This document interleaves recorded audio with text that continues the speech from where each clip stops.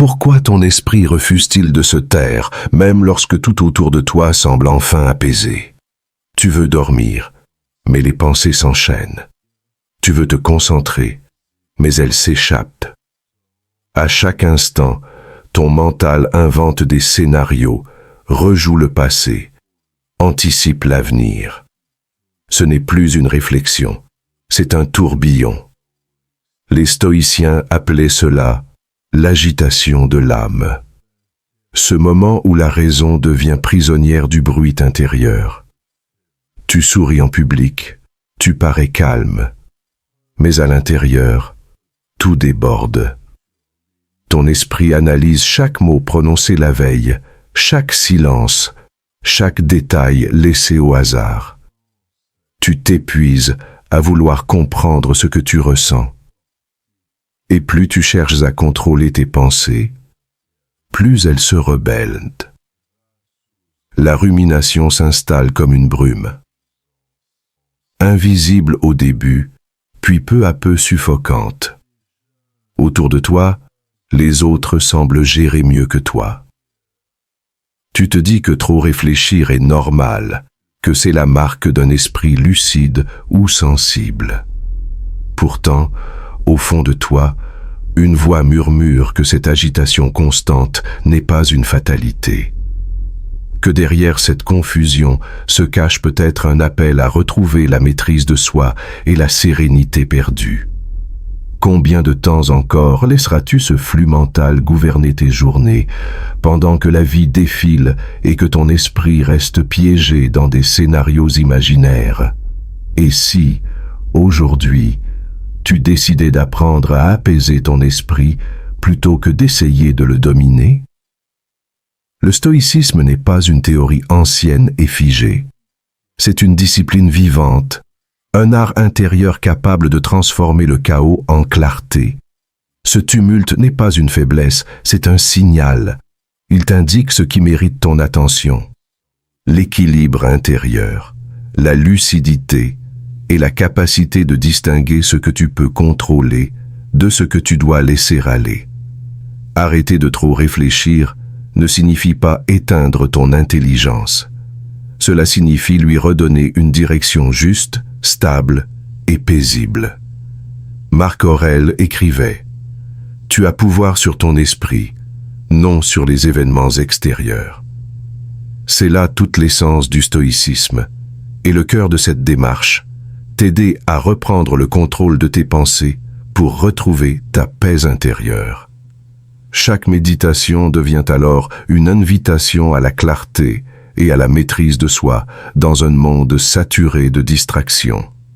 Si ces mots résonnent en toi, c'est peut-être que ton esprit est prêt à autre chose qu'à lutter. Revenons à la première clé. Reconnaître le tumulte intérieur avant qu'il ne dévore ta sérénité. Il y a ces moments où ton esprit s'emballe, cherchant sans relâche à comprendre ce qui ne peut l'être. Tu voudrais simplement arrêter de trop réfléchir, mais plus tu luttes, plus les pensées se multiplient. Le stoïcisme nous enseigne que ce vacarme mental n'est pas un ennemi, mais un signal, celui d'un esprit en quête d'équilibre. Au travail, une réunion se termine. Au lieu de passer à autre chose, ton esprit recommence. Tu analyses ton ton de voix, les regards, les silences. Ton corps reste tendu, même lorsque tout est terminé.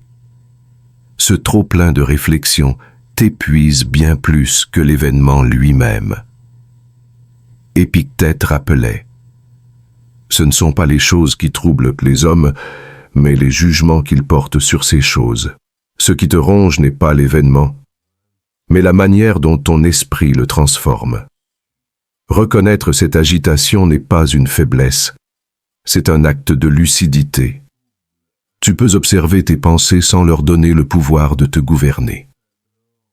Comme des nuages qui passent dans le ciel, elles ne sont ni toi, ni ta vérité.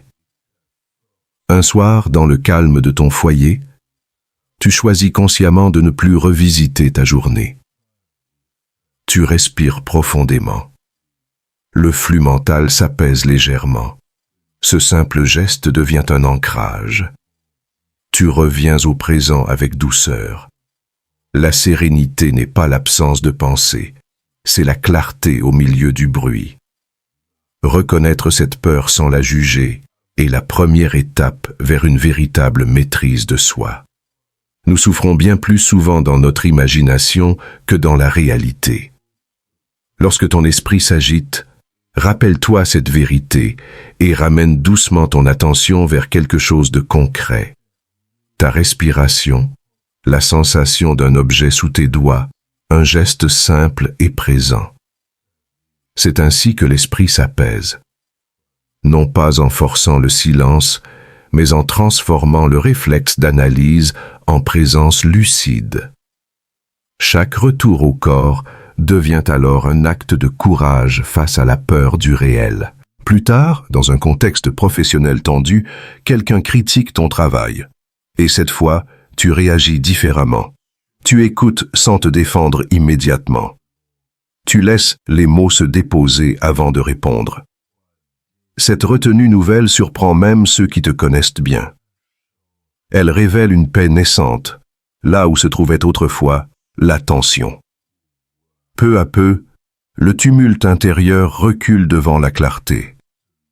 Comprendre que la rumination dissimule souvent d'une peur du réel, c'est retirer son masque au mental inquiet. C'est accepter enfin le contact direct avec l'instant présent. Le stoïcien ne fuit pas ses émotions. Il apprend à leur donner leur juste place. Et dans cet équilibre entre lucidité et apaisement, s'ouvre naturellement la clé suivante. Quatrième clé. Apprendre à calmer l'esprit sans fuir le silence qu'il redoute. Il y a des moments où le bruit ne vient pas de l'extérieur, mais de toi. Tu veux apaiser ton esprit, mais dès que le silence s'installe, les pensées s'y engouffrent comme pour combler un vide. Le stoïcisme t'invite à te poser une question essentielle. Pourquoi ce silence te dérange-t-il autant? Parce qu'il t'oblige à écouter ce que tu évites depuis longtemps. Dans un café animé, entouré de conversations et de musique, tu ressens soudain une solitude étrange. Tu poses ton téléphone, mais ton esprit continue de défiler. Tes doigts tapotent nerveusement sur la table. Ton regard se perd dans le vide. Ce moment banal révèle une peur universelle, celle d'être face à soi-même sans distraction. Vivre en accord avec soi-même, c'est vivre en accord avec le monde. Si tu apprends à être présent dans le silence, tu cesses de craindre ce qui t'habite. Le calme n'est pas l'absence de pensée, mais une relation apaisée avec ton monde intérieur. L'esprit ne s'apaise pas en fuyant le bruit, mais en cessant de résister à ce qui est là.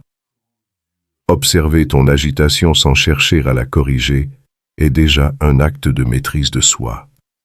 Les pensées deviennent alors de simples mouvements passagers, non des vérités définitives. Le silence se transforme en miroir bienveillant plutôt qu'en espace menaçant. Accorde-toi chaque jour quelques instants sans sollicitation. Éteins les notifications. Observe ta respiration. Écoute simplement ta présence. Ce geste simple transforme le silence en allié. Dans les transports bondés, cette pratique change tout. Là où autrefois tu aurais cherché une distraction, tu observes calmement ce qui t'entoure. Les bruits deviennent un rythme. Les pensées ralentissent. Un repos inattendu apparaît au cœur même du mouvement. Cinquième clé. Accueillir les émotions sans leur laisser diriger la raison. Souvent, ce n'est pas la pensée qui gouverne ton esprit, mais une émotion non reconnue. La peur, la colère ou la honte prennent les commandes et entraînent la rumination. Le stoïcisme n'enseigne pas à supprimer ses émotions, mais à les comprendre pour ne plus en être prisonnier. Dans un contexte familial, une remarque anodine te blesse plus que tu ne l'admets. Ton cœur se serre, ton visage se tend. Puis vient la rumination. 1000 réponses se forment dans ta tête. Ce mécanisme montre combien une émotion peut capturer ton discernement sans que tu t'en rendes compte. Être libre intérieurement ne signifie pas éteindre ce que tu ressens. Cela signifie refuser que tes émotions décident à ta place. Tu as le droit d'être ému. Mais lorsque l'esprit confond ressenti et vérité absolue, il perd son équilibre. Accueillir une émotion, c'est lui offrir un espace pour se dissoudre, plutôt que de la laisser envahir tout ton champ mental. Chaque trouble devient alors une occasion de mieux te comprendre. Lorsque quelque chose te blesse, la douleur ne vient pas de l'événement lui-même, mais du jugement que tu poses dessus. Observer cette croyance apaise l'esprit. Les émotions deviennent des messagères passagères, non des ordres à suivre. Plus tard, dans le calme d'un trajet solitaire, tu repenses à cette scène familiale. L'émotion est encore là, mais elle ne dirige plus tes pensées. Tu respires profondément et choisis de rester présent. Ce simple geste devient un acte silencieux de liberté intérieure. Accueillir ces émotions sans leur céder le trône, c'est transformer le chaos intérieur en sérénité durable. Le stoïcien ne fuit pas ce qu'il ressent. Il apprend à donner à chaque mouvement du cœur sa juste place. Et cette lucidité bienveillante prépare naturellement la prochaine étape. Démasquer le perfectionnisme lorsqu'il se cache derrière les apparences trompeuses de la vertu. 6e clé. Quand le perfectionnisme devient une prison déguisée en vertu, tu veux bien faire, tout comprendre, tout maîtriser. Mais à force d'exiger la perfection, ton esprit s'épuise à corriger ce qui n'a jamais été brisé. Le stoïcisme nous rappelle que cette quête irréalisable est l'un des pièges les plus subtils du mental, celui qui empêche d'apaiser l'esprit sous prétexte de progresser. Alors comment reconnaître le moment où ton exigence devient une chaîne plutôt qu'un moteur? Au travail, tu relis un mail déjà envoyé. Tu repenses à chaque mot, chaque tournure. Et cette tension familière revient, comme un nœud au ventre. Tu crois simplement vouloir faire les choses bien, mais, au fond, tu redoutes l'imperfection comme si c'était une faute. Tes épaules se crispent, ton souffle se raccourcit, et la rumination se déguise en rigueur. Cette exigence te dévore alors même qu'elle prétend te protéger. Les stoïciens rappellent une vérité simple. La sérénité ne se construit pas sur l'obsession du contrôle. Chercher la perfection absolue, c'est souvent perdre la paix intérieure que l'on prétend atteindre. Le sage ne glorifie pas l'erreur, mais il l'accueille comme une étape normale du chemin. Il sait faire la différence entre un effort sincère et une peur maquillée en excellence. Car le perfectionnisme n'est pas toujours une ambition. Il est souvent d'une crainte, peur du jugement, peur d'être insuffisant, peur d'être vulnérable. Et si tu observais ce réflexe avec bienveillance, plutôt que de le combattre, rien que ce regard change déjà tout. Parce qu'accepter d'être en apprentissage permanent, c'est ouvrir la porte d'une sérénité plus solide que la performance. Marc Aurèle le rappelle. La vie n'est pas une chorégraphie parfaite, c'est une discipline. On n'y cherche pas l'idéal figé. On y cherche la justesse. Alors, pour arrêter de trop réfléchir, choisis d'agir avec attention plutôt qu'avec crainte. Un geste imparfait mais réel vaut mieux qu'une pensée parfaite qui te laisse immobile. Plus tard, seul chez toi, cette perspective allège quelque chose. Là où tu passais des heures à rejouer chaque phrase, chaque décision, tu souris doucement. Tu reconnais tes efforts sans te condamner. Et cette indulgence fait tomber une pression invisible. Ton esprit retrouve de l'espace. Et le silence n'est plus menaçant. Abandonner le perfectionnisme ne signifie pas renoncer à l'excellence. Cela signifie cesser de confondre ta valeur avec ta performance. La grandeur stoïcienne vient d'un équilibre. Exigence, oui, mais aussi compassion envers soi-même. Et quand tu acceptes tes limites comme un terrain d'évolution plutôt que comme un défaut, tu libères ton énergie pour l'essentiel. Et c'est ainsi que s'ouvre la clé suivante. 7e clé. Transformer l'instant présent en refuge de maîtrise de soi. Tu veux arrêter de trop réfléchir. Mais ton esprit court toujours vers hier ou vers demain, comme si la paix était ailleurs, comme si elle devait arriver plus tard. Le stoïcisme nous rappelle pourtant une évidence. La sérénité n'existe que maintenant, pas dans ce que tu anticipes, pas dans ce que tu regrettes. Ici, tout de suite. Alors, comment faire de l'instant présent un refuge véritable pour ton esprit? Dans les transports, tu regardes les visages pressés autour de toi. Ton corps est tendu, ton souffle est court, et tes pensées se projettent déjà sur ce qui vient. Chaque vibration du téléphone ravive l'urgence intérieure. Et pourtant, rien ne t'empêche d'observer tout cela avec distance, comme si tu te regardais respirer au milieu du mouvement. Sénèque écrivait, en substance, que la vie n'est pas courte. C'est nous qui en perdons une grande part.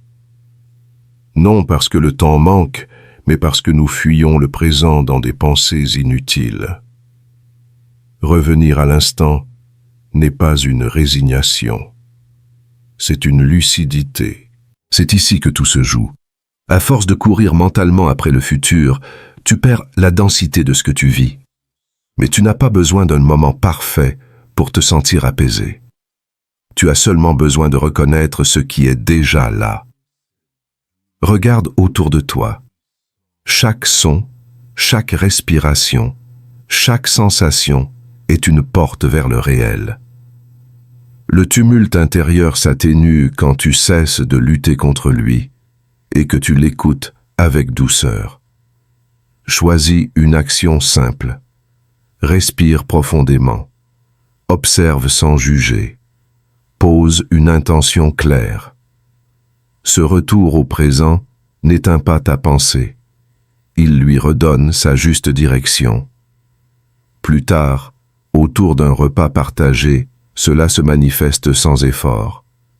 Tu écoutes sans préparer ta réponse. Tu ris sans analyser pourquoi tu ris. Tu es là, simplement. Tes proches ne voient peut-être rien d'extraordinaire. Mais toi, tu sens cette clarté nouvelle, celle d'un esprit enfin accordé à l'instant qu'il vit. Transformer le présent en refuge ne demande pas des conditions idéales, seulement un engagement sincère envers la présence. Et c'est sur cette base que se referment les 7 clés, non comme une fin, mais comme le début d'une pratique vivante. Sur ce chemin, tu as traversé les méandres de ton esprit, et tu y as découvert la force tranquille du stoïcisme. Chaque épreuve intérieure t'a appris à distinguer ce qui dépend de toi et ce qui ne dépend pas de toi. Chaque boucle mentale t'a montré qu'une pensée n'est pas une vérité, c'est un reflet, un passage. Ce qui trouble ta vie n'est pas ce qui t'arrive, mais le jugement que tu poses sur ce qui t'arrive. Calmer l'esprit, ce n'est pas obtenir un silence parfait. C'est redonner à chaque pensée sa juste place. C'est agir avec discernement plutôt que réagir sous l'emprise du doute.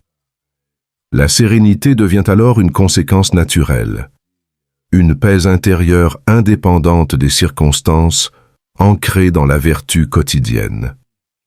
Si cette démarche résonne en toi, rejoins notre communauté. Chaque abonnement est un engagement doux envers ton évolution. Chaque like, chaque partage est un geste de soutien pour ceux qui cherchent, eux aussi, à réduire la rumination et retrouver la paix intérieure. Souviens-toi, la sagesse ne se possède pas, elle se pratique. Chaque jour offre l'occasion d'exercer ce contrôle intérieur et d'affiner ta présence au monde.